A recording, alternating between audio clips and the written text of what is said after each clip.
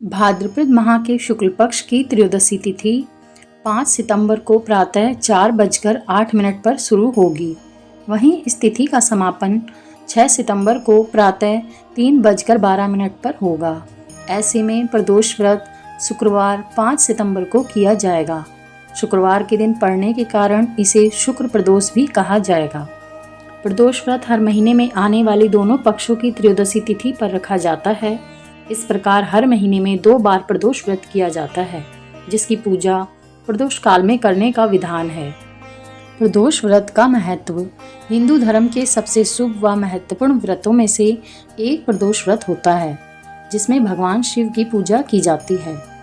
महीने की त्रयोदशी तिथि में सायंकाल को प्रदोष काल कहा जाता है। इस व्रत को करने से मनुष्य को उसके सभी दोषों से मुक्ति मिलती है और उसके सभी कष्टों का निवारण होता है। यह भगवान शिव के सबसे फलदायक व्रतों में से एक है। प्रदोष व्रत को करने से हर प्रकार का दोष मिट जाता है। सूर्यास्त के बाद रात्रि का सबसे पहला पहर प्रदोष काल कहलाता है। दक्षिण भारत में प्रदोष व्रत को प्रदोषम के नाम से जाना जाता है। इस व्रत को भगवान शिव का आशीर्वाद प्राप्त करने के लिए ही किया जाता है। माना जाता है कि वार के अनुसार प्रदोष के व्रत का प्रभाव अलग अलग होता है। अभिष्ट फल की प्राप्ति के लिए इन वार के अनुसार प्रदोष व्रत करने से ये परिणाम प्राप्त हो सकते हैं। जैसे रविवार को अगर प्रदोष व्रत होता है तो उसे भानु प्रदोष व्रत कहते हैं, जो सदा निरोग रहने के लिए किया जाता है। सोमवार में जो प्रदोष व्रत आता है उसे सोम प्रदोष व्रत कहते हैं। सोम प्रदोष व्रत इच्छा अनुसार फल और सकारात्मक सोच के लिए किया जाता है।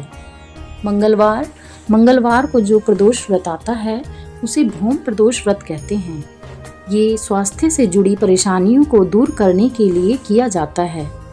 बुधवार को जो प्रदोष व्रत आता है उसे सोम्यवारा प्रदोष व्रत कहते हैं।